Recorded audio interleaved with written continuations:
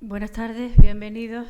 Creo que con esta presentación yo casi que tendría ya que retirarme después de este saludo, porque está todo dicho sobre Alfredo. Alfredo Taján, de todas formas, no necesita presentación ante un público como el que hoy está aquí reunido, que está formado sobre todo por amigos, poetas, amigos de escritores, amigos aficionados a la literatura.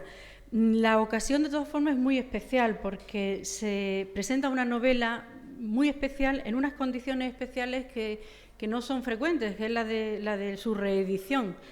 La novela, como ya se ha dicho en este breve documental, en este breve vídeo, se publicó por primera vez en el año 93 en la revista, como suplemento de la revista Victoc en Mallorca.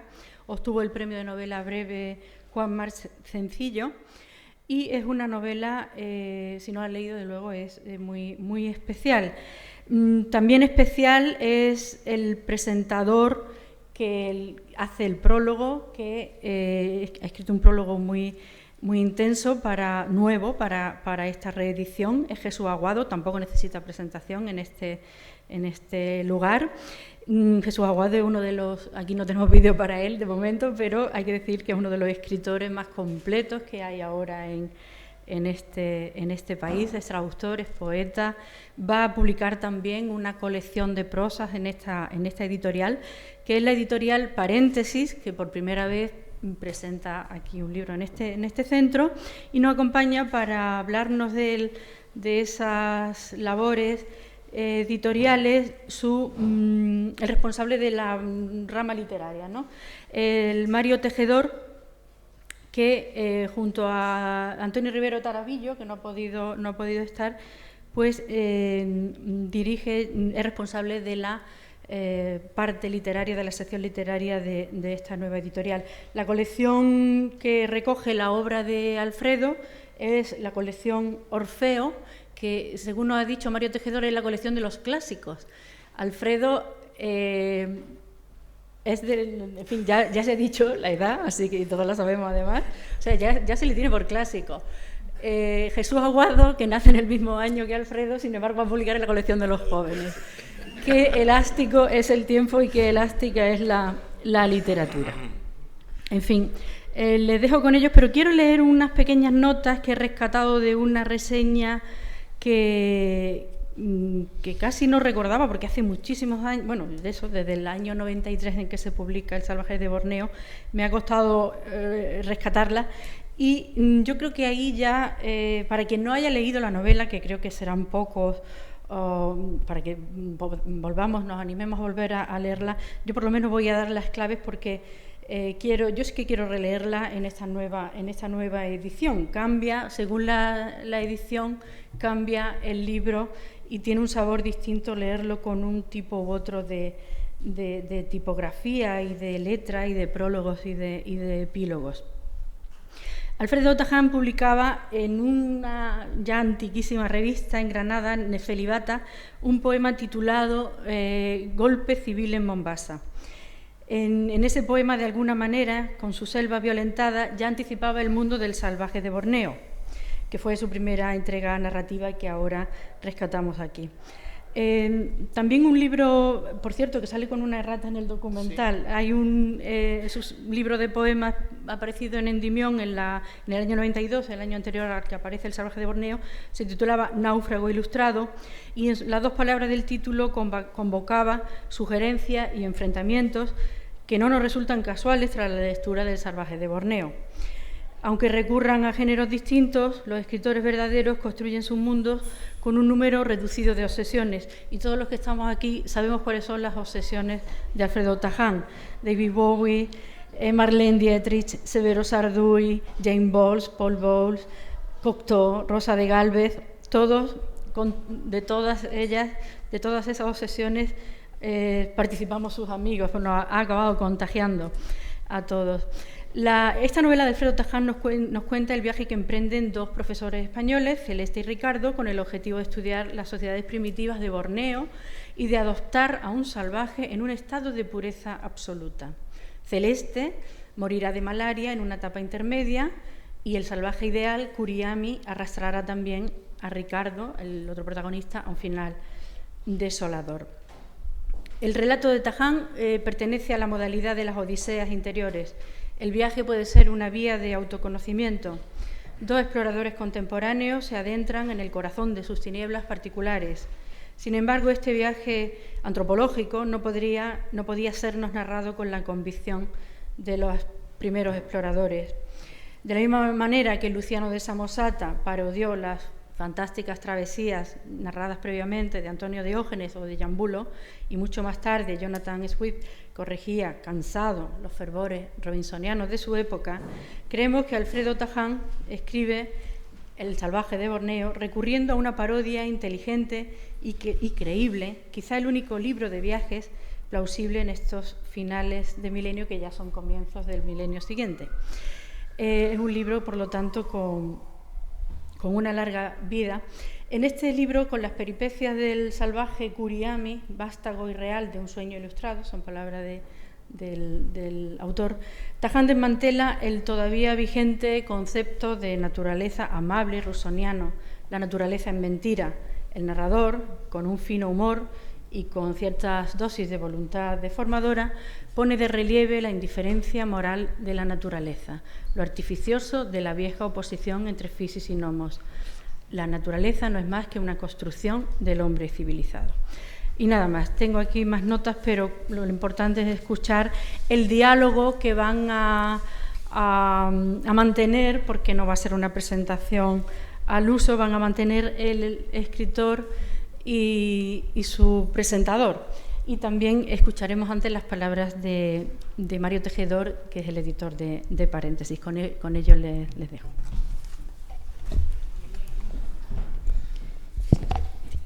Hola, buenas tardes. Bueno, como bien han dicho, soy Mario Tejedor, represento a Paréntesis Editorial. Brevemente les voy a exponer quién es Paréntesis Editorial y las tres colecciones con las que estamos ahora trabajando.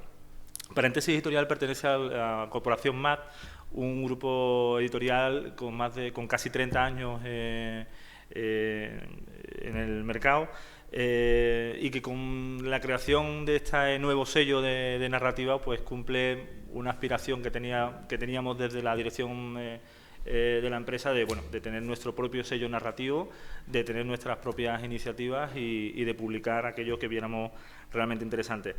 Como bien han dicho, el director editorial realmente no soy yo, obviamente, es Antonio Rivero Tarabillo, que lamentablemente no puede estar esta tarde con nosotros, esta noche con nosotros. Les explico muy brevemente las tres colecciones que tenemos en la calle. La primera es Orfeo, en la que publicamos, en la cual está encuadrada el libro que presentamos hoy.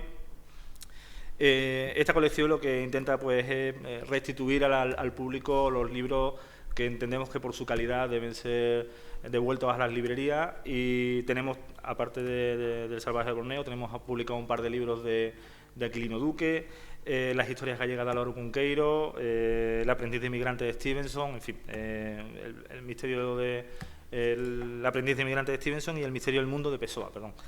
Luego tenemos otra colección de facto, que son libros más se aleja de la narrativa, son libros con un contenido de no ficción, de temas de actualidad, periodismo, social.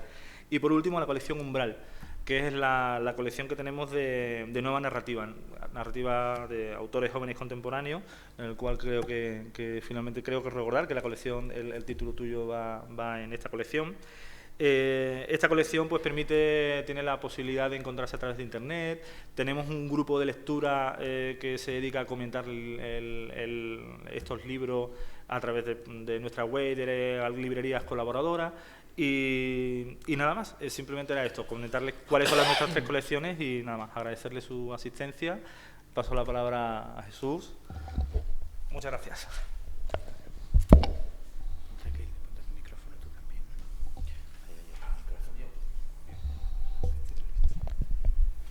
Bueno, buenas tardes y muchas gracias a la Generación del 27 por la oportunidad que me da de presentar este libro hoy aquí, también a la editorial Paréntesis por haberme permitido prologarlo.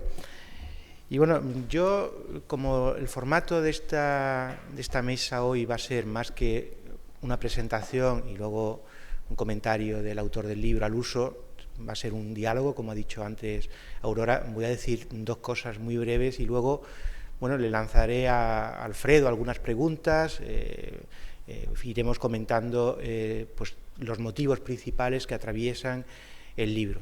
Solo quería decir, aunque sea anecdótico, para mí es importante, yo creo que Alfredo tampoco lo sabe, cómo me enteré yo que él había ganado este premio en el año 93, dónde estaba y la importancia que tuvo para mí saberlo. Yo hacía poco que conocía a Alfredo, había llegado a Málaga creo que en el 87, el 88, nos conocimos en el 89 y la había tratado menos, o sea, la conocía poco y la había tratado menos, en algún acto público, algún bar.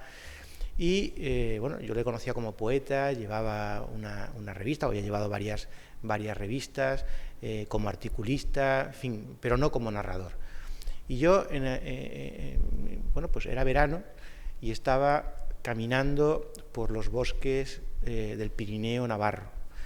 Y como mal caminante, como mal excursionista, me había metido en la mochila libros, el periódico del día, en fin, cosas para recordarme a mí que era alguien civilizado en medio de la naturaleza, de lo incivilizado por antonomasia. Después de varias horas de caminata por nuestros bosques densísimos y maravillosos, me senté a descansar en el regato de un río, de una corriente de agua. Me comí un bocadillo y enseguida me puse a leer el periódico del día, que era como una especie de obligación que teníamos entonces. Y ahí, en medio de la selva, en medio de una selva, en medio de un bosque realmente frondoso, lo más cercano seguramente a una selva que podemos tener en España, pues me enteré por ese periódico que Alfredo Taján no solo era narrador, sino que lo era con un libro que se titulaba El salvaje de Borneo. Y leyendo el periódico en medio de ese bosque o selva navarro, yo de repente, como un flash, como una especie de invitación, me sentí el salvaje de Borneo. Un salvaje peculiar, ya les digo, porque iba muy bien preparado para no terminar de perderme, y lo que sí me entraron es unas ganas realmente locas de leer el libro. El libro tardó, no sé, unos meses en llegar a mis manos, y cuando lo leí comprendí por qué esa especie de llamada o intuición que yo he tenido en medio de la selva, era el bosque de Irati, por si a alguien le interesa, en Navarra, tenía que ver conmigo muy personalmente, porque en el libro se trataban muchas de mis obsesiones, que lo eran y que lo eran entonces y que lo siguen siendo ahora, y que se trataban de un modo realmente iluminador, realmente clarificador. Me daba claves para entender varias de las situaciones existenciales en las que yo me veía, a las que yo me había enfrentado constantemente. El náufrago, yo de hecho en mi primera tarjeta de visita, cuando no sabía qué poner en ese rinconcito de la profesión, y porque además no quería tener una profesión al uso, por lo menos, yo puse náufrago, y de repente me di cuenta de que había también alguien que había reflexionado sobre el naufragio. Me obsesionaban las islas, y esta novela está protagonizada por dos islas muy especialmente, y luego por un autor por un protagonista, varios protagonistas que se pueden considerar islas. Me obsesionaba el viaje, ya lo ha dicho Aurora, el viaje antropológico, también se cita en el libro, el viaje existencial, el viaje real, el que te coges un avión y te vas y te pierdes a algún sitio. Me obsesionaba la figura del otro, pero no solo del otro que vive más allá de nuestras fronteras, el otro que vive en efecto al final de un viaje, sino el otro que vive dentro de uno, ese salvaje. Bueno, ya veremos que este término ha sido muy criticado, muy contestado en la historiografía y antropología contemporáneas, pero bueno, ese salvaje que también lleva uno dentro de sí. Me obsesionaba esa relación con lo diferente, y de hecho todas estas obsesiones eran obsesiones poéticas. Yo creo que nadie puede enfrentarse a la poesía, y para mí, insisto, Alfredo era entonces sobre todo y muy especialmente poeta, y yo quería serlo también. Él se enfrenta a la poesía sin un esfuerzo de enajenamiento absoluto, sin un esfuerzo de, digamos, deshacerse de sus prejuicios, de sus yoes, de fugarse hacia la afuera, de ser otro completamente distinto. Bueno, pues todo esto y muchísimas otras cosas yo lo veía en la novela de Alfredo Taján. Cuando me pidió que la prologara para esta reedición, algo que me entusiasmó que se reeditara y que me pidiera ese prólogo, volví a leerla con detenimiento y me di cuenta, como decía antes, que esas obsesiones seguían vivas. Yo creo que en mí, o sea, seguro que en mí, y yo creo que también en Alfredo. Es algo que me gustaría que fuéramos viendo a lo largo de esta conversación.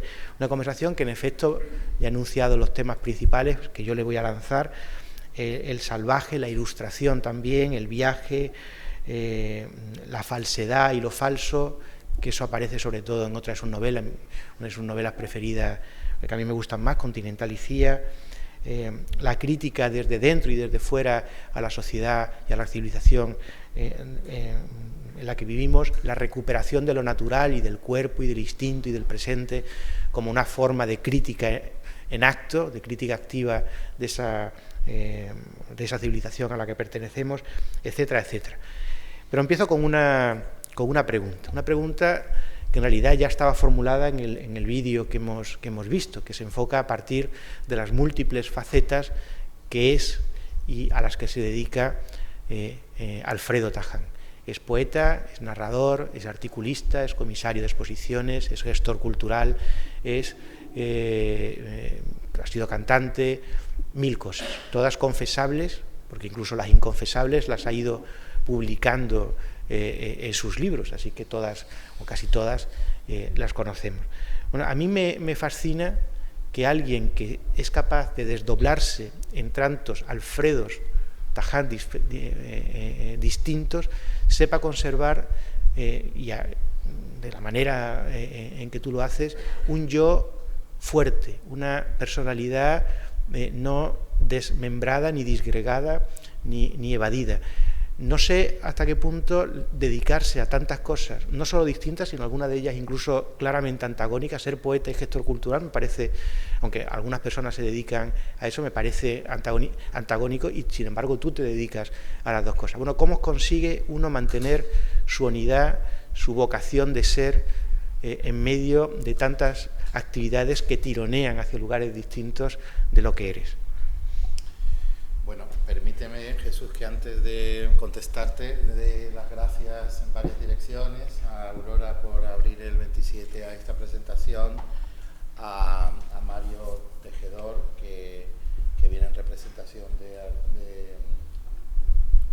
el editor de Paréntesis, a Jesús, por supuesto, y a vosotros. Si yo soy clásico, pues aquí estoy rodeado de clásicos, o sea que soy un escritor que es leído por otro, un clásico que es leído por otros clásicos. Yo soy joven, Un año más joven, pero quiero reiterar mi agradecimiento y contestarte que sí, hay en mi personalidad desde pequeñito una doble faceta de Dr. Jekyll y Mr. Hyde, ¿no? Entonces no sé cuál es la mejor, si Jekyll o Hyde, y se mezclan en la pasión por y la curiosidad por constituir lo cultural como una vía de conocimiento en mi personalidad mimética o calidoscópica. Pero creo que Taján está en todos los sitios donde está con una misma idea, que es de alguna manera ser un animal ilustrado. Y en ese sentido, pues esta novela, El salvaje de Borneo, para mí influyó en mi vida de tal forma que constituyó un descubrimiento de la narrativa que hasta entonces no había cultivado en serio. Me dio un campo ilimitado de expresión. La narrativa se abrió como una página en blanco para justificar todas mis obsesiones de las que hablaba Aurora, y desde luego El salvaje de Borneo influyó en lo más íntimo. Yo estaba ejerciendo como abogado en aquella época. Recuerdo que un autor que está en esta colección y se te ha olvidado, que es Rafael Pérez Estrada, tiene aquí un relato muy importante, reeditado, El domador, y a mí una de las pautas que me han hecho publicar en esta colección ha sido que me encuentro autores con los que yo he pasado noches enteras leyendo y con Rafael también bebiendo copas. Me acuerdo que Rafael, cuando me dieron el premio, mi padre llamó a Rafael Pérez Estrada y le dijo: Rafael, mi hijo Alfredo quiere dejar el derecho. Y Rafael, como era tan estupendo, le dijo: por el bien de la literatura, que siga por el camino literario, pero sobre todo por el bien del derecho. Entonces, entre las bromas y veras, sí conté con amigos que me apoyaron para seguir dentro de este mundo proceloso de la literatura y difícil. Esta novela representó una elección en todas esas facetas, que fue la de tomarme en serio y empezar a construir y a desarrollar historias. Yo creo que antes de seguir preguntándote cosas sobre la novela y los temas de la novela, me gustaría que la resumieras, sobre todo para los que no la han leído, y te pido que la hagas tú y no lo hago yo, porque así tú sabes lo que quieres contar y lo que no quieres contar de la novela, ¿no? La novela es una justificación, ya lo he dicho, para establecer una pauta estética en la cual yo me encontraba identificado. Es el salvaje y el ilustrado que cada uno de nosotros llevamos dentro. El salvaje es la primera pulsión que tienes y el ilustrado es la conciencia, digamos, o la serie de elementos que te hacen frenarte, ¿no? Entonces utilicé la metáfora del buen salvaje rusoniano, que desde luego no es el buen salvaje. Lo que desarrollo aquí es más bien un salvaje que había leído a Voltaire y que sabía todas las debilidades de las sociedades occidentales tan perniciosas y tan negativas a la hora de socializar a lo que no está dentro de sus pautas. En la novela hay muchos vértices y hay muchos planteamientos que están aquí condensados. Como dice Oscar, nunca de una obra tan breve se sacó tanto aprovechamiento. La verdad es que reeditar una novela del año 93 ahora me parece increíble, ¿no? Y bueno, en ese sentido yo estoy orgulloso de ella porque la escribí de manera muy espontánea. Viajé con las enciclopedias, la escribí en Gibraltar, no fui a Borneo, nunca he ido a Borneo ni a Madagascar, he ido a otros sitios. La isla está presente, pero la isla intelectual también.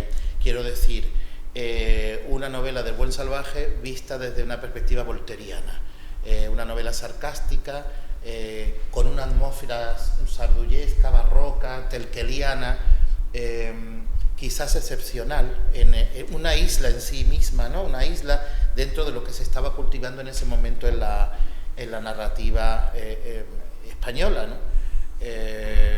Quiero decir que la construcción de este salvaje, la construcción de la selva, la huida de la pareja, hay múltiples cargas simbólicas.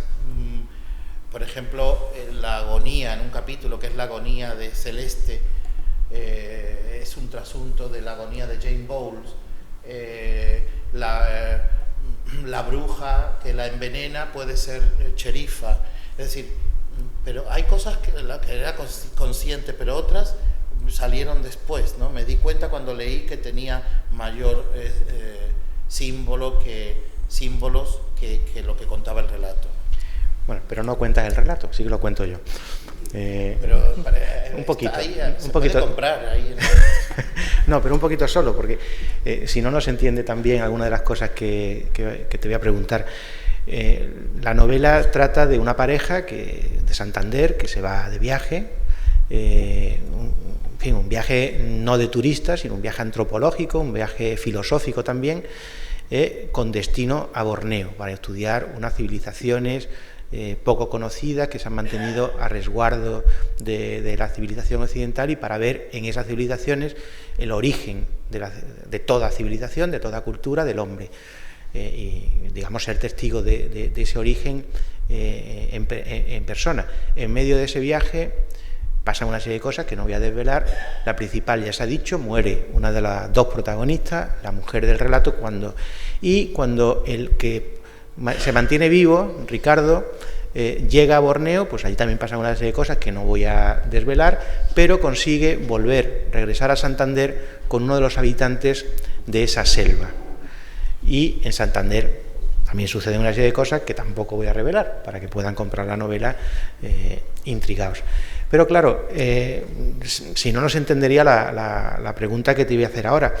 En la época de la Ilustración, tú citas, tanto en el libro como luego en tu magnífico epílogo, a muchos de los autores que trataron el tema, fue costumbre pues llevarse a las cortes, a los lugares civilizados, sobre todo de Europa, pues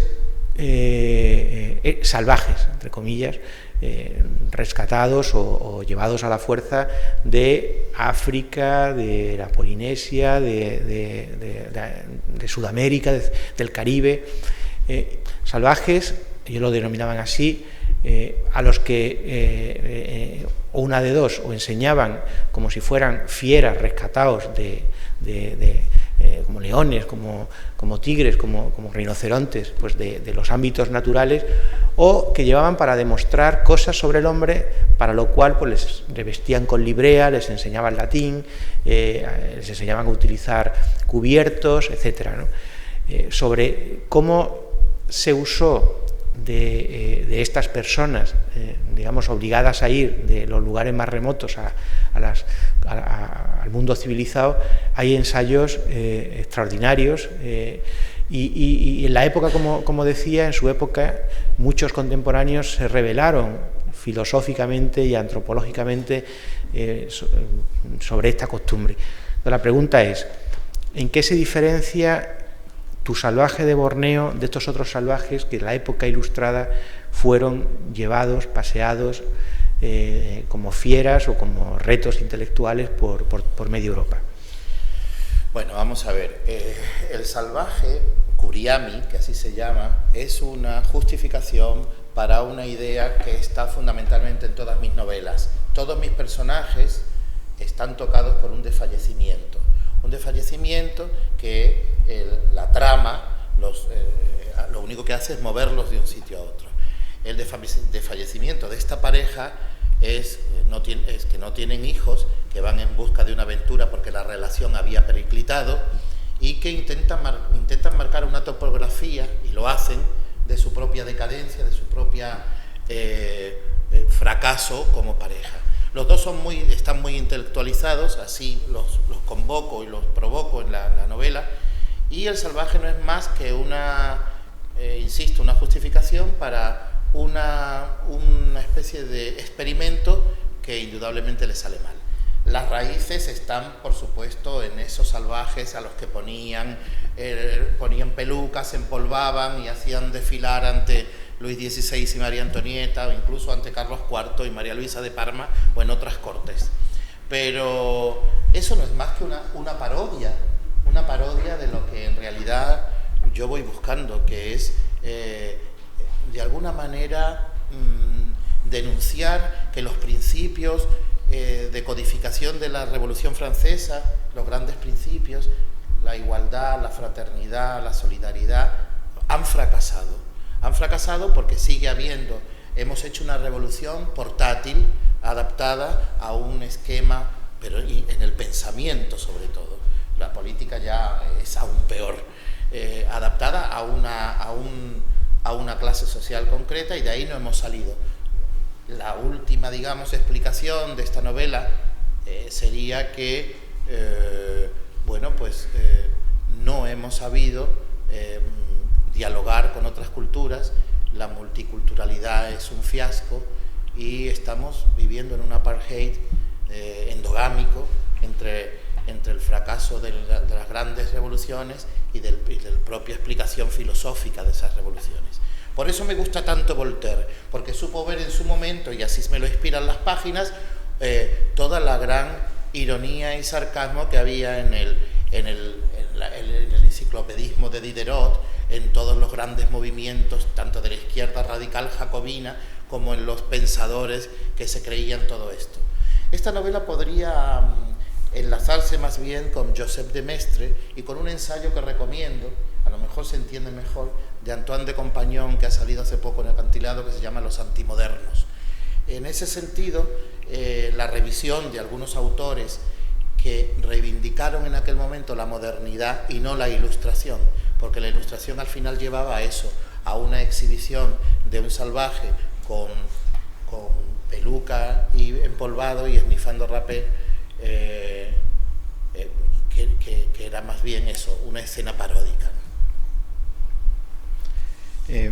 Bueno, ya que has citado la enciclopedia, en tu epílogo dices que fuiste desde siempre un gran lector de enciclopedias, incluso en esa casa de Gibraltar donde tú te encerraste a escribir El salvaje de Borneo, creo que también citas que hay una enciclopedia y leíste a los escritores enciclopedistas.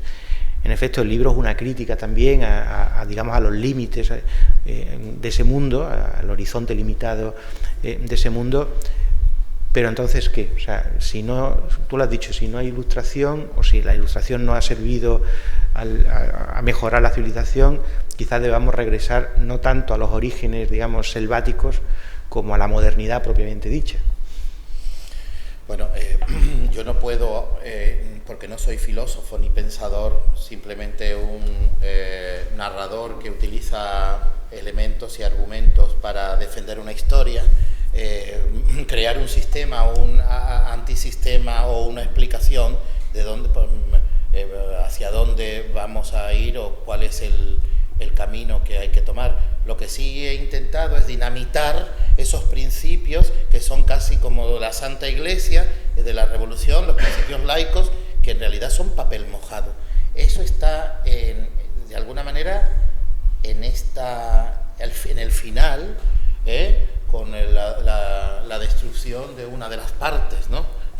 Y el triunfo siempre de la parte fuerte, que en este sentido es Occidente.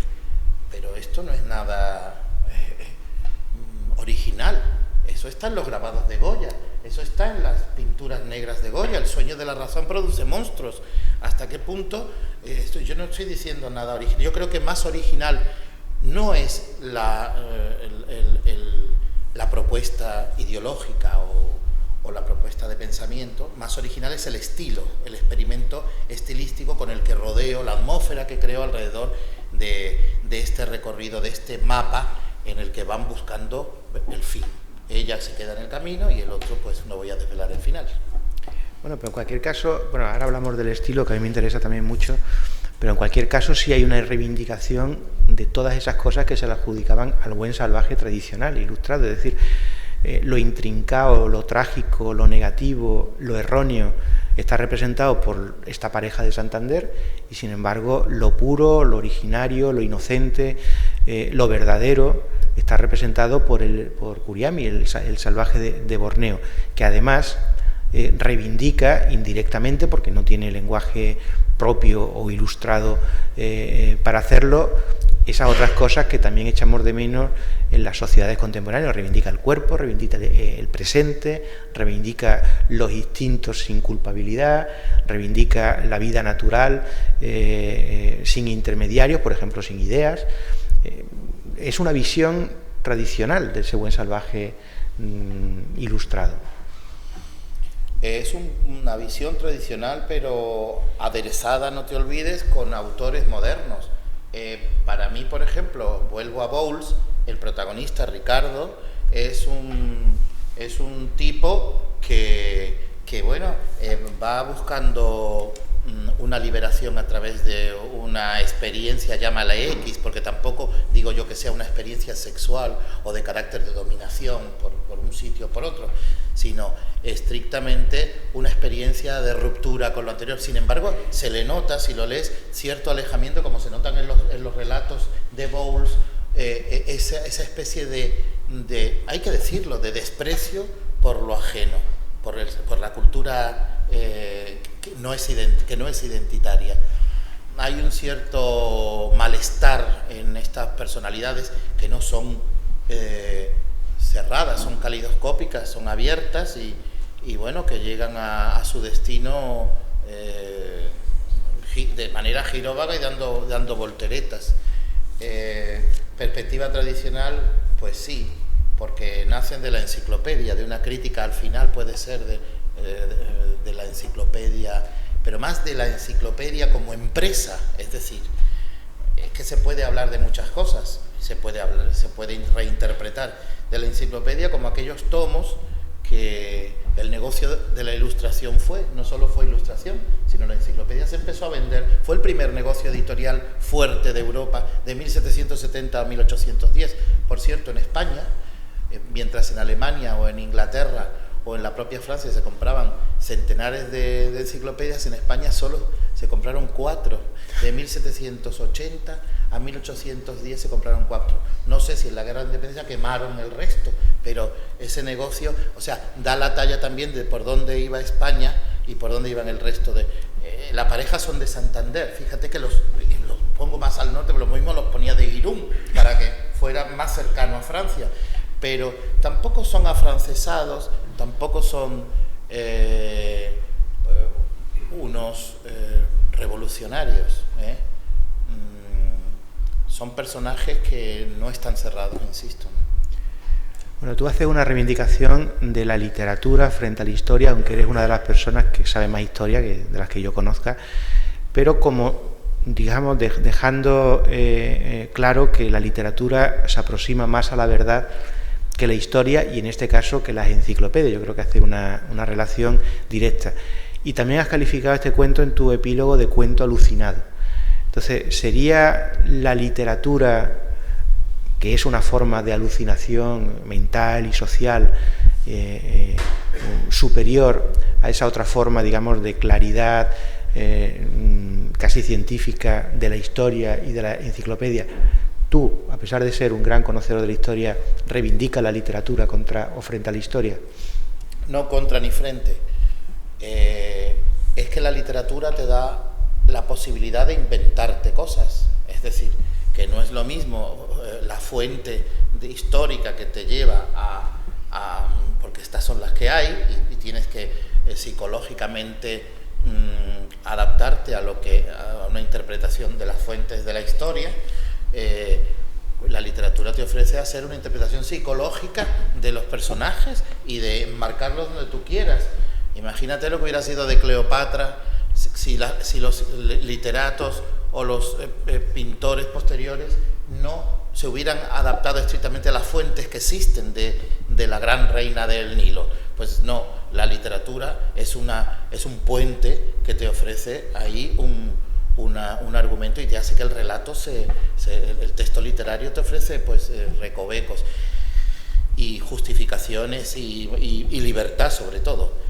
No obstante, hay historiadores que escriben mejor que novelistas, y hay pues todas las combinaciones que quieras.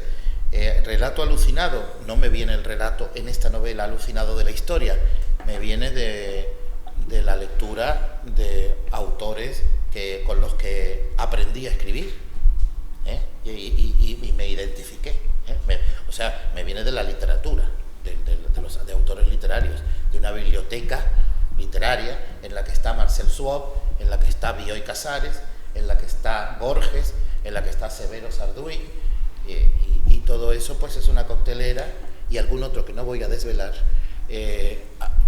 una coctelera que hacen que tú, porque no hay, no sé lo que pensará Soler o Garriga, no hay escritor que siga escribiendo si no lee, si no tiene su referencia en otros autores, y no estoy hablando de intertexto, sino estoy hablando de inspiración en otros mundos mágicos, en otros mundos que te van guiando de alguna manera. Antes se te vio con ganas de hablar de las islas. Yo creo que es un elemento geográfico y simbólico importante en esta novela, y no solo en esta novela. Yo creo que islas de algún modo u otro hay en todas tus novelas.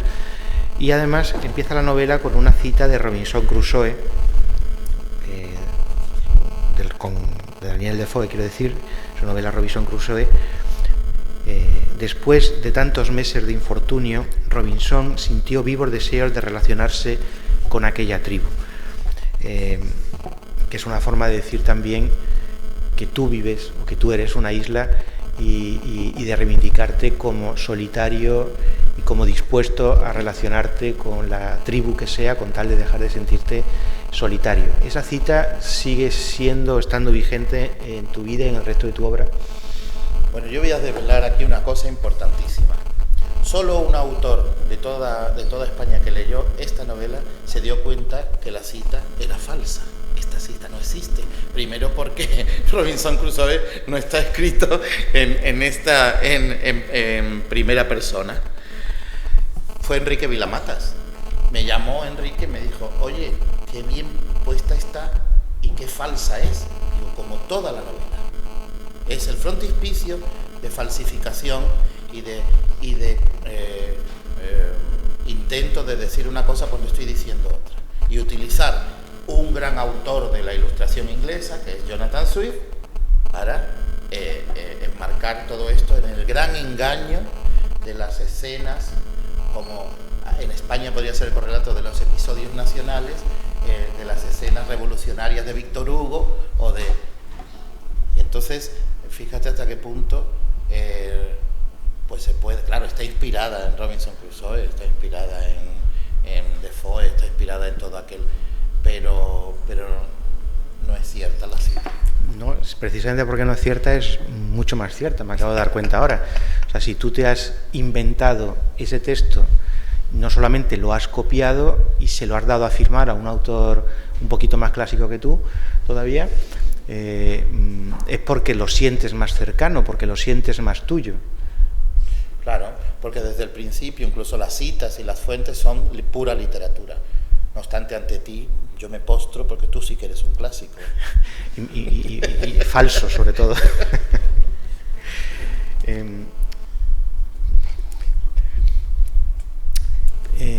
Quería preguntar... Bueno, la condición de isla es importante. ¿Por qué? Porque siempre me han atraído las islas y la condición de isleño. Son desinhibidos, los que viven en islas, son extraños. Los mallorquines, por ejemplo, que me dieron este premio, son rarísimos. Tienen los ojos hacia abajo, no son de Borneo, pero tienen una extraña manera de mirar.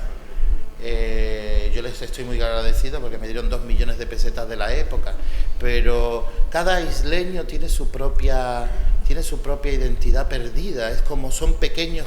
Inglaterra es un continente frente a Europa, Australia es un continente en sí mismo, pero es una gran isla. Siempre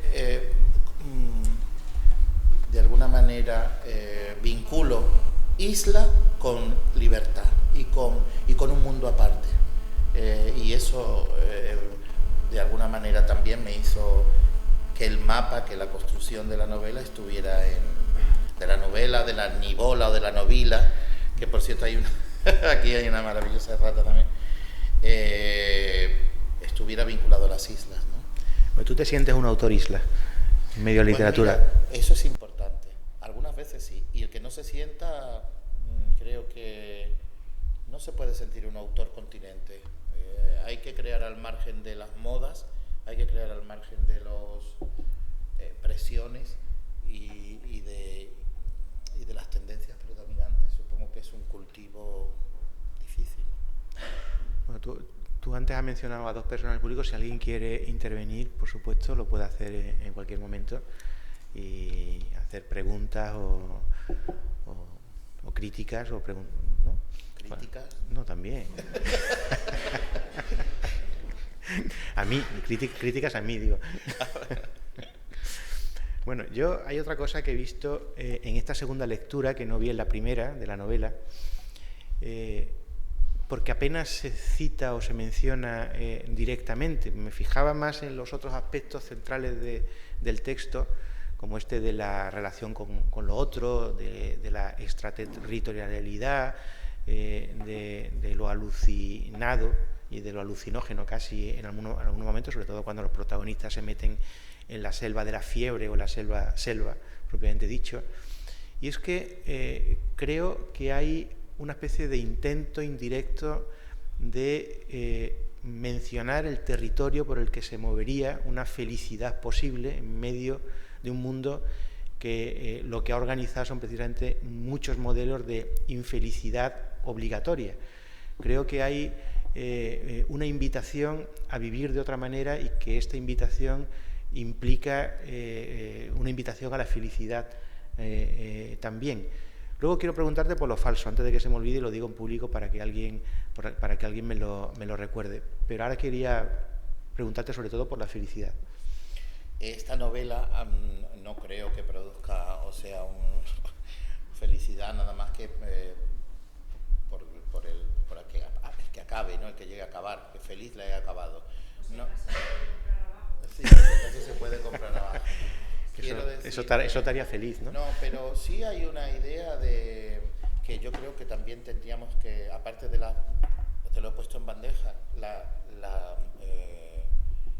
cita es falsa. La novela tiene que luego desarrollé la falsificación como norma. El excéntrico es producto de la norma, ¿no? Yo considero que dentro de la más profunda rigidez, con corbata puesta, se puede ser el más falso del mundo. Y para mí muchos síntomas de la sociedad occidental está construido a base de imágenes virtuales que se superponen en el arte contemporáneo, en la política, en las relaciones sociales. Estamos viviendo en una edad ya no de plata, de hojalata, en la cual pues hay que seguir avanzando como un náufrago más o menos ilustrado, ¿no? Pero aparte de la falsificación está un concepto que sí creo que habría que abordar un poco, por lo menos nombrar, que es la pasión por lo exótico, lo otro, lo exótico, escenarios inventados que yo escribí esta vez en Gibraltar, pero otras veces he escrito desde Málaga, me he inventado, he ido a Mauritania para escribir Continentalicía, pero no he vivido, o sea que he recreado escenarios y reivindico profundamente lo exótico. Es decir, que creo que hay que inventar no solo en lo que tenemos al lado, sino sobre el mundo y sobre también el universo, ¿no? Bueno, tú empezaste así, cuando yo te conocí me hablaban, tú ya no ejercías, creo, de la generación Mishima, que era un grupo de música, Mishima, Japón. Luego este poema que ha citado también Aurora, ¿no? El de golpe de estado en Mombasa. Y luego el salvaje de Borneo. O sea, todas las antípodas que tú citas también en tu epílogo, ¿no? Esta necesidad de lanzarse a lo otro, completamente otro, tan otro que ni siquiera lo has visitado físicamente. Y sin embargo, me pasa lo mismo que cuando te hacía la primera pregunta acerca de tus múltiples yoes, que sin embargo no se disgregaban y te permitían mantener una unidad. Esta fuga hacia lo otro, completamente otro, no te ha quitado los pies, tengo la sensación, del mundo en el que vives, ni como escritor ni como persona. Te ha hecho una persona profundamente implantada en el territorio que te ha visto crecer, a pesar de esas ansias de fugas ilimitadas que demuestras siempre. Sí, pero no creo que una de mis características de mi personalidad, y sobre todo literaria, sea el pragmatismo. Hay un autor que yo leí desde pequeño, que fue Julio Verne, por ejemplo. Soy un apasionado de Verne.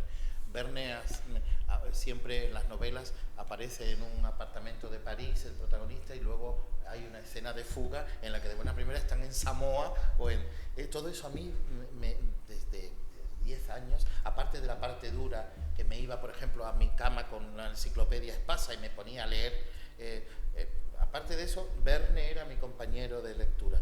Verne me enseñó a viajar sin moverse del sitio, es decir, que la literatura es ahí una vía de escape. Y en lo literario, pues, esta última novela que todavía no se ha publicado y que no sé si se publicará, es la primera en la que Málaga, la ciudad donde vivo, es protagonista, ¿no? La primera vez que no me tengo que ir a un sitio ni tengo que inventar, lo contrario que ha hecho Antonio Soler, que la novela es una novela de una ciudad europea, ¿no? Cuando él siempre ha tenido, bueno, pues Málaga como referencia, ¿no? Pues no sé, la literatura para mí es ese viaje. No concibo escribir sin el apasionamiento del viaje, ¿no? Me interesan las expediciones científicas, me han interesado siempre las expediciones científicas del 18, por ejemplo, James Cook, asesinado en la Polinesia, que por cierto ese grabado, el asesinato de Cook en la Polinesia, apareció en el libro Golpe de Estado en Mombasa, con un dibujo que me hizo también Rafael, de una especie de salvaje travestido con unas plumas. Desde el principio he viajado sin moverme, luego he viajado físicamente, ¿no? Pero como una especie con una ansiedad de autorreconocimiento en lo otro, no identitario, sino como una especie de construcción de la imaginación. Sí, de hecho no solo la imaginación viaja, la ciencia también viaja. Muchos de los grandes indólogos del siglo XIX, incluso del siglo XX, nunca estuvieron en la India y sin embargo sus libros siguen siendo libros de referencia. Incluso hay un autor inglés contemporáneo de novelas policíacas, llegó a ser durante mucho tiempo el presidente de la Asociación de Escritores Policíacos de Gran Bretaña, situaba sus novelas en Bombay sin haber estado nunca en Bombay. Y bueno, luego ya a partir de la quinta o la sexta creo que sí lo visitó.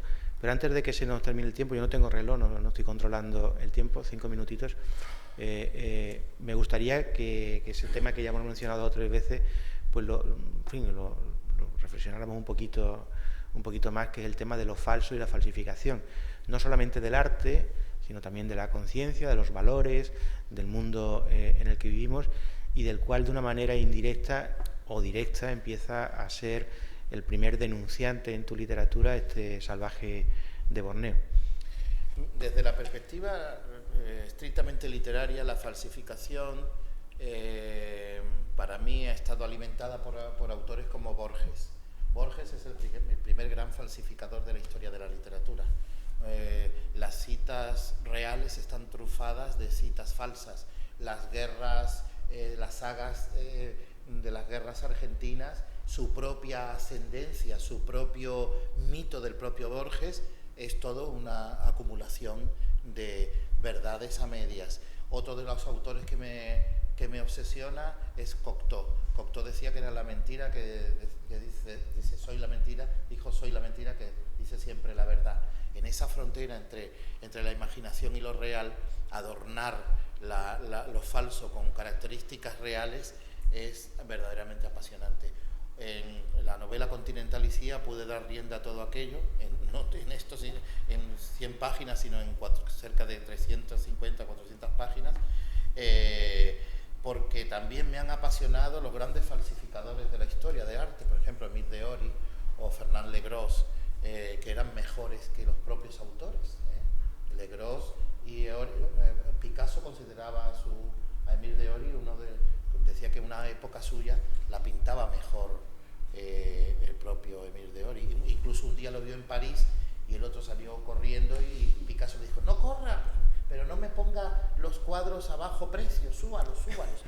Me interesa muchísimo la máxima, aquella de que valor y precio se confundan, ¿no? Sobre todo en un sistema capitalista, vamos a decir, en un sistema de mercado. Entonces, esa locura, esa combustión miserable de la que Machado ya lo escribió, menudo necio el que confunde valor y precio, ¿no?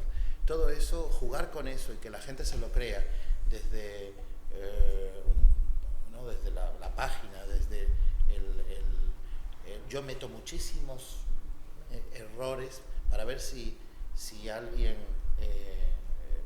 muchas veces se da cuenta, y son pocos, pero no es una falsificación del pensamiento ni de los valores que son fijos y que de ahí no te puedes apear, sino es un juego, un sarcasmo y una ironía. Bueno, yo no quiero que termine sin volver quiero decir, para terminar, recuperar una de las obsesiones que tú has mencionado antes y de la que no hemos hablado, que es el tema del estilo. En tu epílogo, de una manera breve, pero me parece que acertadísima, haces un juego de palabras estilo, estilete, que me gustaría que desarrollaras. Y luego, brevemente también, porque me parece muy interesante, ese paso de la tercera a la primera persona en el libro, en fin, como reto estilístico también, por qué lo haces y y qué sentido tiene o qué sentido le da al libro, ¿no? Bueno, el estilo, para mí, mi estilo es la fulguración de la palabra, en la palabra adelgazada, y cada uno, ya que engorda el autor, que adelgace la palabra, que cada palabra en su sitio. Eso sí lo tenía Borges, ¿no? Claro, el misterio está en que dictaba sus relatos. Entonces ahí podía elegir con una pasión de claridad, de clarividencia, incluso habiendo una acumulación de adjetivos. Y además, escribir, aprendes escribiendo. Yo creo, aunque cada día escribo menos, pero creo que escribo mejor que antes, o intento que el mensaje sea más claro. Respecto, ¿cuál era lo de la segunda pregunta? El paso de la tercera persona a la primera. Bueno, pues eso lo he hecho también en otras novelas. Me parece apasionante, ¿no? De meter de buenas a primeras una carta o una voz distinta, y que esté ahí con otra serie de argumentos, y que te esté contando la misma historia con otra visión de la historia que se está narrando, ¿no? Y me gusta mucho. Sí. Bueno, por mi parte nada más felicitarte por reeditar esta novela, y a paréntesis también 17 años después, y nada más invitarles a que la compren, no que no la tengan. Al módico precio de 11 euros. Si desean podemos hacer, yo prisa no tengo obviamente, pero si alguna pregunta, algún comentario respecto a la obra. Sí, yo quería preguntar una cosa. Es que la novela la leí yo hace tanto tiempo, realmente quizás sea una de las pocas personas que la aquí presente que la leyó incluso antes de que fuera editada, es decir, me la pasó Taján a unos tantos amigos, y la verdad es que no la recuerdo en absoluto, pero bueno. Entonces, lo que quería era volver a leerla, pero ahora, a raíz de lo que se ha hablado ahora, si efectivamente el mensaje de la novela es que la literatura salva, es decir, el mensaje es soteriológico. La literatura salva porque el pensamiento occidental para Taján ha criticado, ha fracasado esa ilustración. ¿Sería ese el mensaje? Para mí, te digo, Herminia, que para mí esta novela, de alguna manera, como es la primera, y para mí me salvó de muchas cosas. Y además fue premiada, cosa que no me esperaba, pues por lo tanto fue la salvación mía. Ya de la sociedad occidental creo que no tiene salvación.